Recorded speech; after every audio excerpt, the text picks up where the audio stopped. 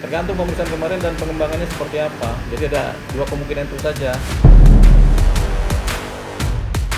Tergantung sejauh mana keterlibatan dari istrinya Richard Lee dalam usaha-usaha yang dilakukan oleh Richard Lee sendiri. Jadi siapapun yang memfoto ini kemudian menyebarluaskan, ya dipastikan sudah melanggar undang-undang ini.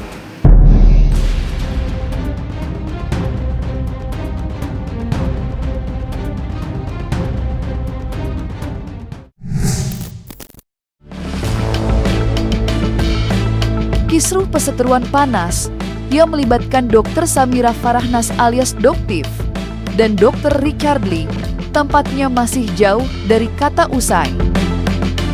Walaupun sebenarnya Richard Lee sudah berada di tahanan, upaya Doktif untuk mengejar perkara ini hingga ujungnya masih belum usai jua. Dan terbaru, giliran Dr. Reni Effendi selaku istri dari Richard Lee yang menjadi sasaran. Ya, belum lama ini, dokter kecantikan yang dikenal luas lewat topeng khasnya itu telah menyuarakan kekecewaan terhadap Dr. Reni, di mana ia mengomentari aksi Dr. Reni yang diduga masih mempromosikan produk kecantikan yang kini menjadi persoalan hukum. Kenapa kamu ikut mempromosikan produk yang membahayakan kulit masyarakat Indonesia, sementara kamu jelas seorang dokter? Apakah itu bentuk persekongkolan dengan DRL untuk uang masyarakat awam? Atau apa niat kamu sebenarnya?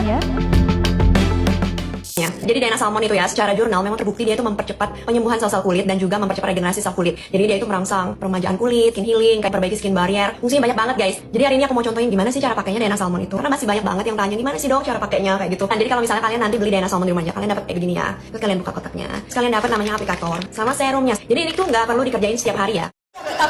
Pasti kita pengen tekan ekspresi, mengedepankan estetika. jelas tadi mendengarkan.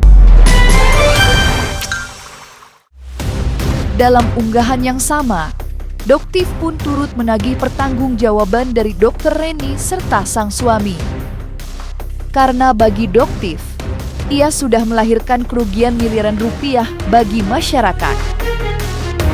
Tolong jadilah dokter yang mencari harta dengan cara halal, bukan menipu ratusan miliar uang masyarakat. Sekarang kamu harus mempertanggungjawabkan semuanya. Benar-benar jadikan pelajaran dalam hidup kamu ya. Hal itu sebenarnya juga seringkali ditegaskan oleh Doktif. Berulang kali, Doktif meminta agar Dr. Reni ikut diperiksa lantaran diduga menikmati aliran uang. Jadi memang istrinya ini diduga menerima aliran dana dari dugaan penipuan yang dilakukan oleh saudara tersangka DRL ya. Jadi juga seharusnya pihak penyidik bisa menyertakan pasal TPPU dan pasal 55 turut serta. Tergantung pemeriksaan kemarin dan pengembangannya seperti apa. Jadi ada dua kemungkinan itu saja, bisa terlibat, bisa tidak. Tergantung sejauh mana keterlibatan dari istrinya Richard Lee dalam usaha-usaha yang dilakukan oleh Richard Lee sendiri. Di sisi lain, pihak penyidik Polda Metro Jaya sejatinya telah memanggil Dr. Effendi untuk melangsungkan agenda pemeriksaan. Tepatnya pada hari Jumat 27 Maret 2026 silam, Dr. Reni dipanggil untuk memenuhi keterangan tambahan. Hal ini menjadi bagian dari upaya penyidik dalam menguatkan konstruksi perkara agar lebih komprehensif sebelum masuk ke tahap berikutnya. Lantas mungkinkah pemeriksaan kemarin berujung pada potensi diubahnya status Dr. Reni menjadi tersangka, seperti yang dihembuskan pihak Doktif? Agenda pemeriksaannya perlu kami jelaskan kepada teman-teman. Penyidik dalam melakukan pemenuhan unsur terhadap tersangka, terhadap perbuatan pidana yang disangkakan oleh penyidik, tentunya membutuhkan kelengkapan alat bukti.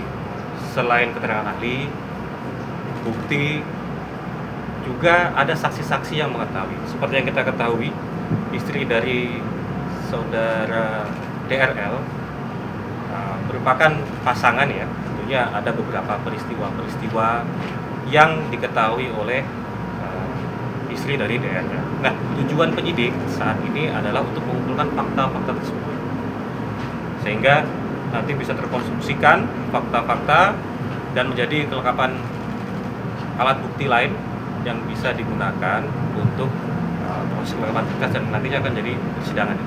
Kalau misalnya Dr. Richard Lee bekerja, pengetahuan istrinya atau istrinya juga menikmati hasil dari pekerjaannya, tapi kita harus hati-hati melihat ini. Bisa jadi istrinya Dr. Richard Lee terlibat, bisa juga tidak. Karena kan apalagi kalau misalnya Dr. Richard Lee bekerja bersama istrinya untuk mengembangkan usaha secara bersama-sama, dipastikan terlibat. Tapi kalau si istrinya ini hanya menerima uang hasil kerja, dia tidak mengerti apa kegiatannya Dr. Richard Lee menghasilkan uang usahanya, ya tentunya dia bisa dianggap tidak terlibat lah ya. Nah, kalau TPPU ini kan nggak masuk untuk perkara seperti ini. Jadi tergantung keterlibatannya si istrinya Dr. Richard Lee seperti apa. Ini yang harus dikembangkan oleh penyidik. Bisa terlibat, bisa tidak. Terlibat kalau memang istrinya juga ikut bekerja, melakukan usaha-usaha yang sama dengan Dr. Richard Lee dalam satu kesatuan manajemen pekerjaan. Tapi kalau tidak, dia hanya menerima uang hasil jeripaya sebagai istri, ya dia rasanya jauh dari keterlibatan dalam perkaranya Dr. Richard Lee. Kabar dugaan keterlibatan Dr. Reni Effendi kini telah bergulir liar kemana-mana. Apalagi berhembus dugaan dari Doktif. Ya, belum lama ini, Doktif menyebut bahwa mulanya uang hasil penjualan produk kecantikan mereka masuk ke rekening Dr. Reni. Namun usai perkara ini berkembang, penyaluran uang itu berubah tiba-tiba. Tak lagi diarahkan ke rekening Dr. Reni. Liar spekulasi yang kadung tersebar, mirisnya melahirkan tudingan miring, di mana Richard Lee diduga berencana menceraikan sang istri demi menyelamatkan harta mereka. Lantas seperti apa pandangan praktisi hukum terkait hal tersebut?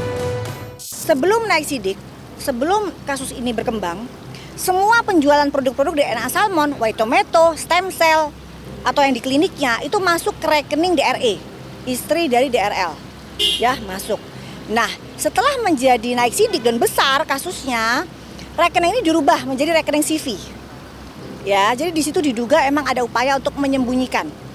Ya, jadi di situ sebenarnya TPPU-nya udah kelihatan lebih jelas sih sebenarnya. Kalau ada pasal TPPU ya itu nggak akan menyelesaikan persoalan perkara itu. Tetap aja kan bukan hukum pernikahan yang dipakai, tapi aliran uangnya kemana gitu. Jadi mau bercerai mau enggak, aliran uangnya kemana itu yang dikejar, itu yang masih sebagai TPPU. Jadi dasar bercerai itu nggak punya dasar untuk menyelamatkan harta gitu. Jadi entah bercerai entah nggak bercerai sama saja kalau TPPU itu. Jadi kita nggak akan lihat ke arah sana gitu. Mungkin ini koinsidental atau kebetulan di mana karena mungkin hubungan keluarga sudah nggak harmonis, Dr. Richard Lee bercerai. Tapi ini kan baru dugaan bercerai apa tidaknya, benar apa tidaknya kan kita nggak tahu. Jadi kita menegasikan perihal perceraian ini. Tapi baik bercerai maupun tidak bercerai tidak ada dampaknya kalau tidak ada dampak penyelamatan kalau ini adalah perkara yang diproses lewat pasal TPPU, tindak pidana pencucian uang. Terlepas dari sosok Dr. Reni Effendi, belum lama ini publik juga dibuat gempar dengan beredarnya sebuah foto yang memperlihatkan penampilan Richard Lee di dalam penjara. Lengkap dengan baju oranye serta penutup kepala berwarna hitam. Potret tersebut sontak mencuri perhatian publik. Apalagi diduga potret ini diambil oleh petugas lapas. Menanggapi tersebarnya potret tersebut, pihak Richard Lee tentu tidak diam saja.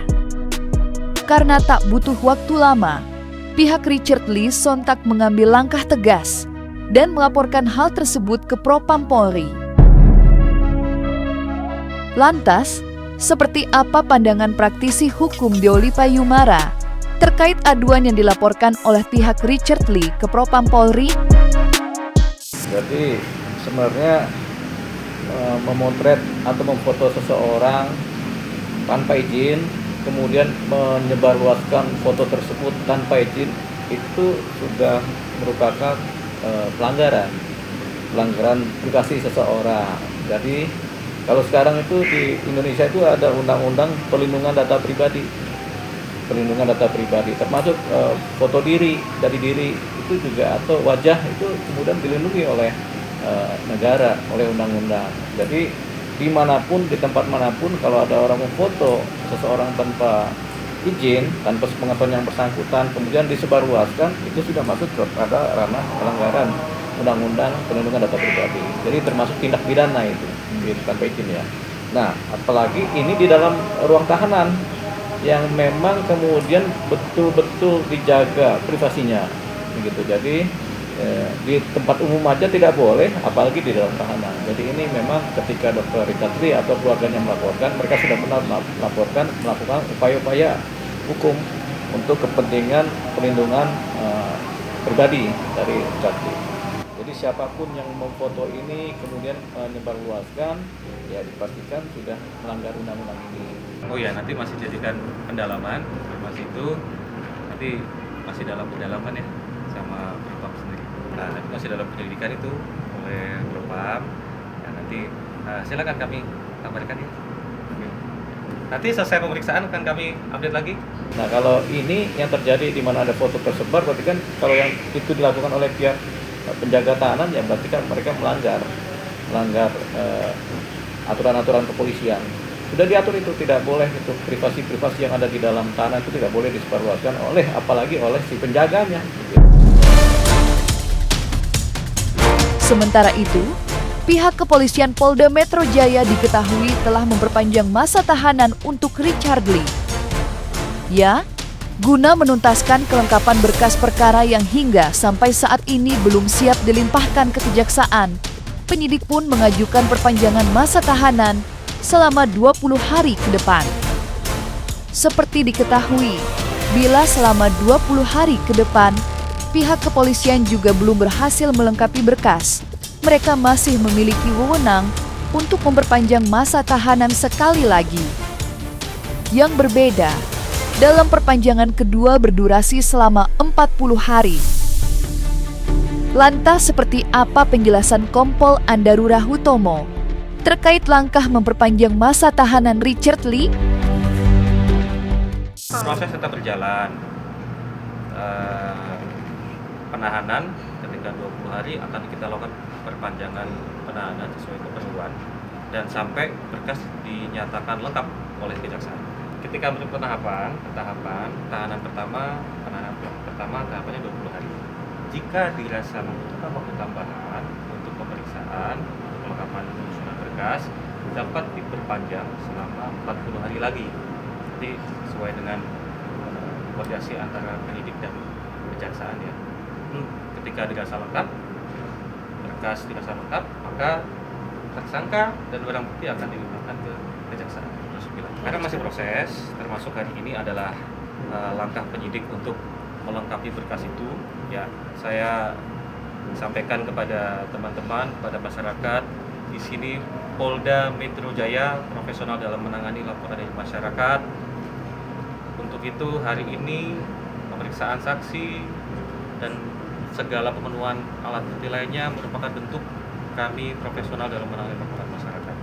Kami akan update lagi kepada rekan-rekan bagaimana tahapan selanjutnya. Ketika nanti sudah berkas perkara lengkap, kami juga akan kabarkan. Kan masa penahanan itu kan dari 20 hari, masuk 40 hari, masuk lagi. Jadi bertahap itu kan. Jadi rata-rata masa penahanan di kepolisian itu sampai 3 bulan itu. Nah, jadi diupayakan oleh pihak penyidik setidak-tidaknya sebelum masa penahanan berakhir, yang mereka punya kewenangan itu mereka sudah melengkapi berkas kemudian bisa dianggap komplit oleh jaksa P21 sebelum kewenangan mereka berakhir. Jadi makanya ada upaya-upaya dari pihak penyidik untuk segera melengkapi berkas sampai P21. Nah, nanti kalau berkas juga belum lengkap setelah masa penahanan berakhir, ya bisa potensi Dr. Richard Lee kemudian dilepaskan atau dibebaskan demi hukum atau dikeluarkan dari tahanan demi hukum dulu, begitu. Tapi proses bisa tetap berjalan. Jadi ini yang sedang tampaknya diupayakan oleh pihak penyidik melengkapi berkas.